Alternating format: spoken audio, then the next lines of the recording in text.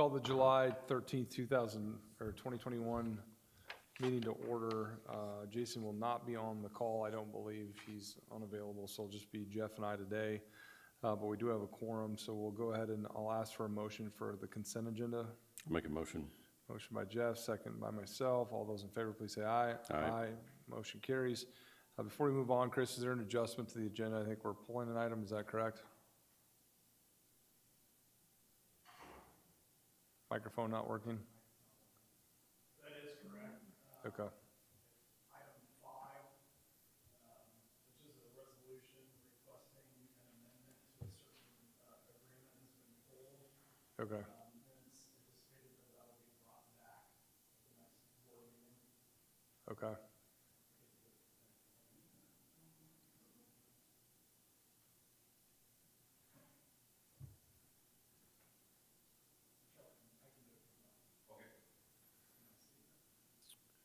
Well, we'll go ahead and remove item 5 for the agenda today, and we'll move on to item 6, which is a request to approve an acquisition agreement with HSC Utilities. Chris is going to talk a little bit about the statutory process that we have to go through with this board and then the rationale behind the acquisition.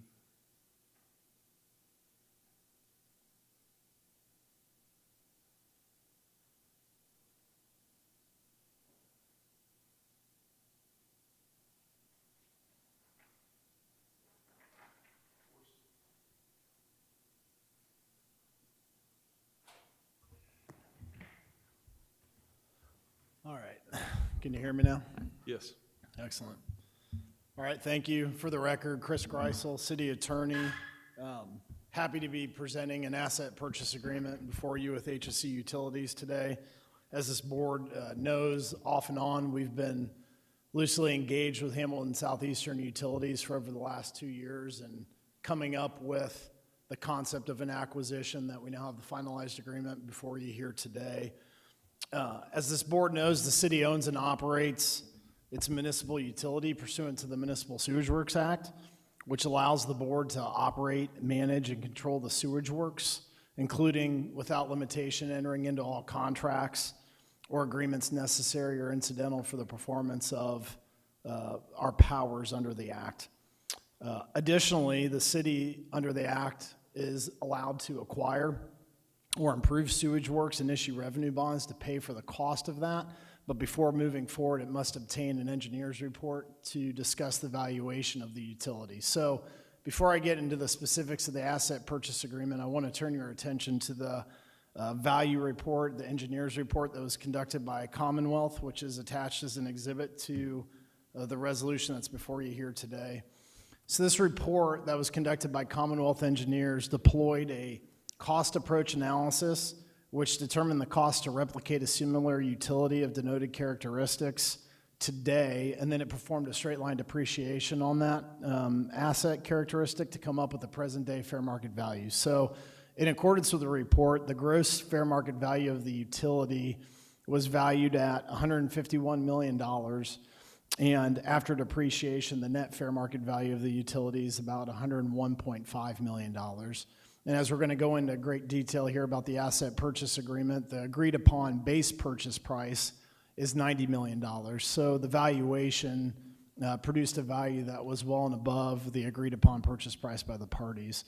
It should be noted that while this valuation only accounted for construction costs, it did not include other soft costs that would be typical in reconstructing or evaluating a utility if we were going to recreate it new today, such as legal cost, engineering costs, survey work, et cetera. So there is a potential that that valuation that came up in the engineer's report could be increased by up to 25%. Additionally, the report did not take into account the recent dramatic increases in construction prices and material prices that are starting to be felt. So all that's to say that the report that's in front of you is a relatively conservative estimate in many ways of the valuation of the utility. Additionally, independent of the city's valuation, Hamilton Southeastern Utilities also performed an evaluation of its own assets to comply with the regulatory process before the Indiana Utility Regulatory Commission that we'll also dive into here in a bit. HSE's appraisal concluded the fair market value of its assets that it's proposing to sell to Fishers at $138 million, utilizing a reproduction cost new less depreciation model. And then when there were adjustments made for a final fair market value, it arrived at about $96 million. So again, base purchase price agreed upon by the parties at $90 million. This board can take confidence knowing that we have two separate appraisals with two different valuation approaches, both acceptable approaches that valued the assets well above the agreed upon purchase price. With respect to the asset purchase agreement that's before you, there's a few things that I want to point out for your consideration. First, the city's generally acquiring all assets of Hamilton Southeastern Utilities within our Fishers service area, and that's with certain exceptions, and those exceptions are specifically listed out in the agreement, and they're further detailed in the schedules attached to the agreement. But generally, that includes all real property, tangible personal property, data records, permits, certificates, license, regulatory authorities issued by any governmental bodies, equipment, titles, and warranties. The base purchase price, as I've mentioned, is $90 million. This base purchase price may be adjusted at closing based upon a certain group of Noblesville customers that are currently located within our Fishers service area that HSE serves, and I'll bring up a picture of that here in just a second, that HSE is essentially buying back from the city. So there's an agreed upon calculation that we've made based upon the current number of EDUs or equivalent dwelling units that serve that Noblesville area, and we're going to divide it against the total number of EDUs that HSE has at closing to come up with a value for those Noblesville customers. And then pursuant to the agreement, we're going to utilize a combination of cash that HSE has on hand within two different accounts, their system development charge or their availability fee account and their SEAC account, in combination with the reduction of the purchase price. So, for example, if we assume that these Noblesville customers equate to about $3 million, and HSE has $1.5 million cash on hand, that $1.5 million in cash is going to transfer to the city, and the reduction of the overall purchase price is going to reduce by $1.5 million to give us an adjusted purchase price of $88.5 million, because 1.5 in cash plus the 1.5 in the adjusted purchase price is going to get us to the $3 million calculation. So the purchase price does have the ability to fluctuate prior to closing, but that fluctuation shouldn't be looked at as a hindrance from the city in any way, and in fact, it can only benefit us potentially here in the long run.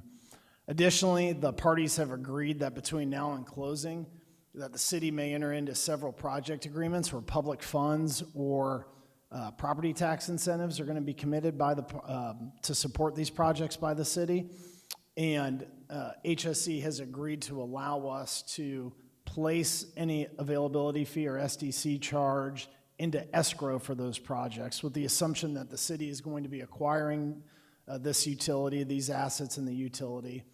So between now and the end of the year, there are 4 or 5 projects the city has outlined in the agreement where these availability fees will be placed in escrow. If we close on the transaction as anticipated, those availability fees are going to flow back to the city. If for some reason we don't close on the transaction, HSE will keep those availability fees as if the normal course of business continues moving forward. This concept will save the city a considerable amount of money between now and the end of the year. And so we were grateful that we were able to agree upon that and work with HSE on that issue. Upon the board's approval of the asset purchase agreement, we'll enter into an inspection process whereby the city is going to take a further look in due diligence and performance of the assets, just like we would on any major purchase agreement or transaction. There's further due diligence to do on the real estate, on the assets. Our engineering team at Commonwealth will continue to assist us. They've already inspected over 100 manholes to date, and they're going to continue to inspect further manholes and lift stations of HSE so that the city knows what it's taking on completely when the acquisition and closing occurs. With respect to the overall process of completing this acquisition, the first step obviously is to be in front of the board here today, seeking your approval. The city's then going to request financing approval from our city council. The city's going to be issuing sewer revenue bonds to pay for this acquisition, which are paid solely from the revenues of the utility. And so we'll be asking the city council here in the coming months to approve the financing structure for that. Late last week, Hamilton Southeastern Utilities filed its petition with the Indiana Utility Regulatory Commission, remembering that Hamilton Southeastern Utilities is a regulated utility. It's overseen by the IURC, so it needs to seek permission from the IURC to sell its assets to the city of Fishers. Simultaneously, the city filed a petition to intervene in that matter to support the request that Hamilton Southeastern Utilities is making. And so we're going to be working with the IURC and the OUCC, the Office of the Utility Consumer Counselor, on an agreed-upon procedural schedule for that regulatory process. We have requested that the commission issues a final order by the end of the year. And with that, we're probably looking at an evidentiary hearing sometime in the early fall with respect to that transaction. And then the final step for the city will be to incorporate current Hamilton Southeastern customers into our sewer rate fee schedule.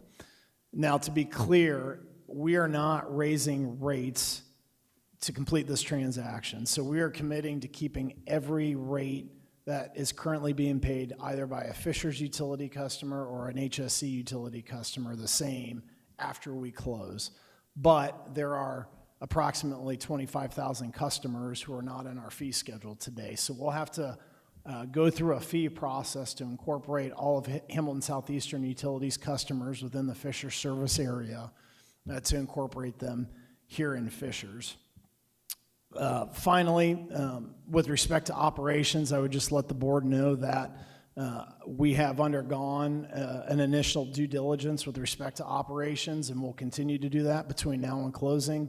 Our Deputy Mayor Elliot Holcren is leading that charge and really figuring out the business aspects of Hamilton Southeastern Utilities from an operational perspective, billing, inspections, complaints, et cetera. So at the time of closing, you know, the idea is that there's no hidden doors. We know where everything is, and HSC is going to help us along the way with that. So with that, today we're asking the board's approval to approve the asset purchase agreement, the engineering report that's before you this afternoon. We're also asking the board to order the city to issue revenue bonds in an amount necessary to make the purchase price and all other incidental expenses, which will eventually be considered by the city council. And then I'll show you a couple maps up here just for your perspective. I don't know if the mic's going to work.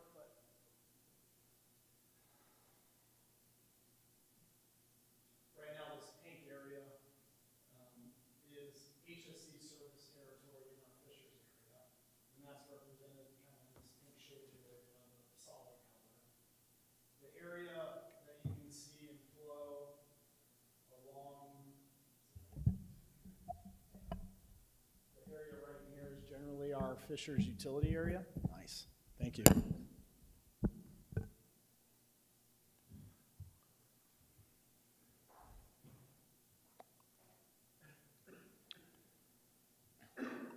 And then this picture right here kind of represents, it's hard to see, but this represents the current Fishers CTA in Noblesville. So right now, Hamilton Southeastern Utilities has permission from the Indiana Utility Regulatory Commission to have a certificate of territorial authority within Fishers to be the exclusive provider in this service area. But this service area also includes a portion of Noblesville. So when I referred to the Noblesville customers earlier, this is what I was generally referring to here in this concept. And it should be noted that despite our agreement, or notwithstanding our agreement, the city of Fishers is going to continue to treat all the effluent in this area from the Noblesville customers. So we're just talking about HSC continuing to maintain its collection services and be the utility provider for these Noblesville customers. So with that, I'm happy to answer any questions you may have. Thank you, Chris, for that summary. Jeff, any questions at this time? Yeah, I have a couple. So on section, table 2.4, which is on page 6 of the engineering agreement, there's a comparison between the HSE and the IURC sewer pipe inventory, and there's some discrepancies in that table, or I don't want to say discrepancies, let me rephrase that. There's some differences with respect to the value or the length of pipe inventory reported. And can we compare or at least discuss the differences there? Sure. So with table 2.4, there was a lot of source information that went into Commonwealth's analysis. Information was taken from Hamilton Southeastern Utilities. Other information was taken from filings with the Indiana Utility Regulatory Commission. And I think what you're getting at is there is discrepancy between the reports that are being filed at the IURC and the current HSE information that's being provided to us. And we've discussed that with our engineer, and there's no issue with that. Hamilton Southeastern Utilities has probably one of the most sophisticated GIS systems that encompass all of the assets within its facility. And so our engineers who conducted this report relied on that GIS system quite a bit. It's common that there are not exactions with the IURC filings from day to date, but from the inspections that have been performed and other analysis that they've conducted, our engineers felt really comfortable with the information being provided by the GIS system with HSE, and you'll see them rely upon that a great deal throughout the analysis. Right. Okay. And then the next question I have, I've lost the page on it, but it's related to the lift station replacement or slash repair, if you will, and specifically the difference in cost between a submersible and a wet well, dry well scenario. And I think the relevance for this question is, and I'm certainly not an expert in this area by any stretch of the imagination, but you know, if you drive 116th Street, it's not uncommon to see service work being done on the lift station. And I don't know that it's called 116th Street in this report, but the lift station on 106th Street near Brooks School Road. And I don't know which one that is on this particular one, but so instance we have obviously that particular lift station is a headache for them, or appears to be, at least on the surface by driving by it. And then obviously the 116th or 106th and Cumberland Street. And so the discrepancy on the difference is, you know, if you read the report, it talks about the difference in cost between a submersible lift station and a wet well, dry well station. And the report indicates that a submersible station is substantially cheaper than a wet well, dry well lift station. However, in some instances, the numbers are inverted in relation to the report in terms of replacement costs. Is that clear question? So I'm trying to understand the difference, and I don't know if I made it clear or not, but.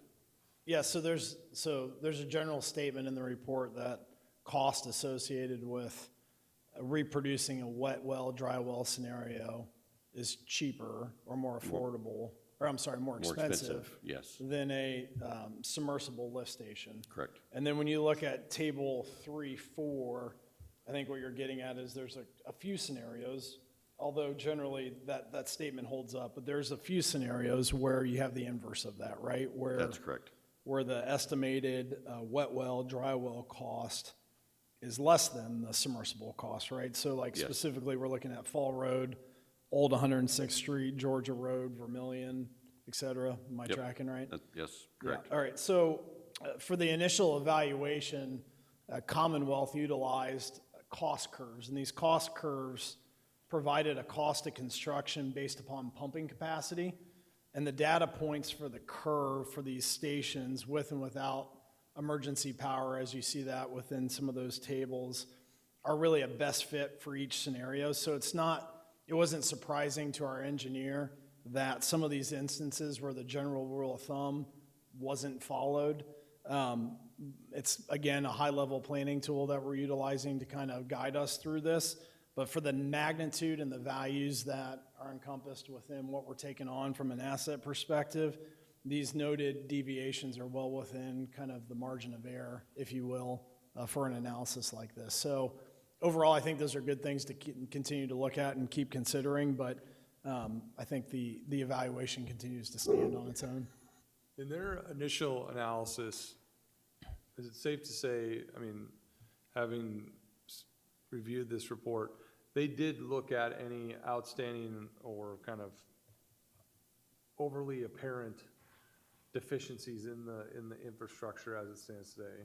Yeah, Is that's that fair to correct. say? I mean, there are, yes, so there are maybe some more obvious issues or what we would perceive to be more obvious issues with the assets that we're purchasing. And so those have been noted. Those lift stations in particular have been visited and will continue to be visited for further due diligence.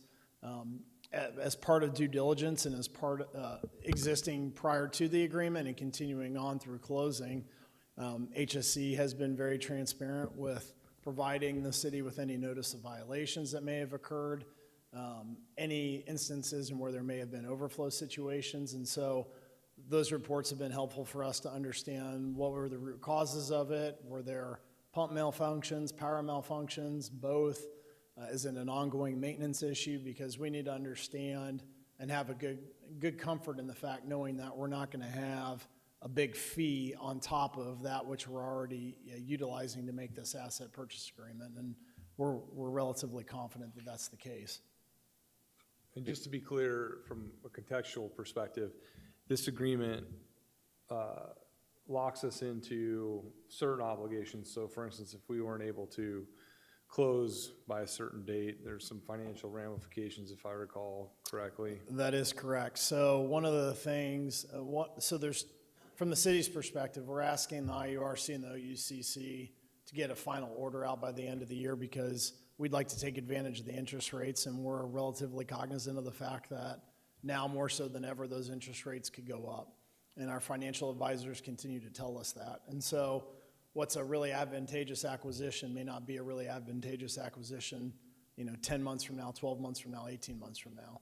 And to date, the conversations that we've had with the OUCC, they've understood that, they've appreciated that, they understand that we're a tax exempt entity and they respect that.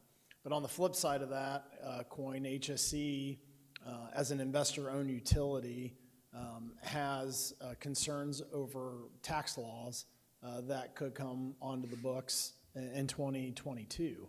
And so similarly, they're encouraging the commission to get an order out quickly. What the mayor was referring to is there are provisions that would allow parties to unilaterally opt out based upon those unfavorable conditions, but with a fee of up to $200,000 and paying for the professional services necessary to get us to this point. So I think we've all continued to be talking, and we understand that some of these dates may be fungible or more fungible than others, but we're still wanting to have quick action by the end of the year. You've done a lot of acquisitions in my career. Is it when they're what I would call a friendly acquisition, it's an easier, there's better communication, and when they're not friendly, then it becomes much more of a teeth-pulling exercise, which then can create some distrust in the data. How do you have a classification of this? Absolutely. I mean, this is a mutually beneficial acquisition. This is not a hostile takeover. HSC as a utility is performing well and can continue to perform well. We just think there are many more advantages to having all the assets under the city's purview. And so with that, there have been open lines of communication since we started this process. Data's been forthcoming and is going to continue to be forthcoming. And HSC is very well aware of the fact that we're now getting to a point where an intimate or more intimate level with respect to our operations is going to take place between now and closing. And so I don't expect anything but that, and they've been good partners to work with on this. Okay, thank you. I don't have any further questions. Nor do I. This time to entertain a motion. I'll make a motion to approve the acquisition of HSC Utilities. I will second. All those in favor, please say aye. Aye. Motion carries. Thank you. Chris? Thanks. We have one other item on the agenda today. We have a resolution approving a professional services agreement with Pinnacle Indoor Sports. Chris, are you going to present that? I can, certainly. So as the board may be aware, let me try to pull this up. We are, as a city, undergoing conversations right now about developing a community center. And having not been in the position of building a community center, we've engaged a consultant, or would like to engage a consultant to help us throughout this process. The consultant, who's already had several meetings with the city, would assist us through potentially the next 2 years on a monthly retainer basis to help us with design, budgeting, and various aspects of just overall planning. I know the mayor's been in some of these conversations and can certainly speak to it, but overall, it's providing another level of eyes and subject matter expertise to this conversation that we quite frankly haven't been a part of. And so we're very much looking forward to and have been impressed with the consultant's work thus far. So with I think the simplest way to summarize this would be an operator, consultant, or an owner's rep. As we put together a design and construction team, we're starting to really put the concept together. We want to make sure whatever we consider building is sustainable for the future. And, there are things from a revenue generating perspective or a cost perspective that if you've never operated one of these, you're just not certain you're making the right decisions. So that's the intent of this contract. It's not a design team, it's not a construction team, and they aren't necessarily the people operating the facility, but they are someone to come in and add insights into the ability to do that, make smart decisions at the onset. And it's a monthly retainer, so at any given time, we can end those services as we see fit. Any questions for myself or Chris? Like, just a comment that I think when you undertake a building or a facility like this and you don't know what, it's not in your purview or not in your expertise, and it's money well spent. Well, if there are no other questions, I'll entertain a motion. Motion. Motion by Jeff, I'll second. All in favor, please say aye. Aye. Motion carries. Any additional items, Chris? Nope. Seeing none, we will entertain a motion for adjournment. Make a motion to adjourn. I will second. All in favor, please say aye.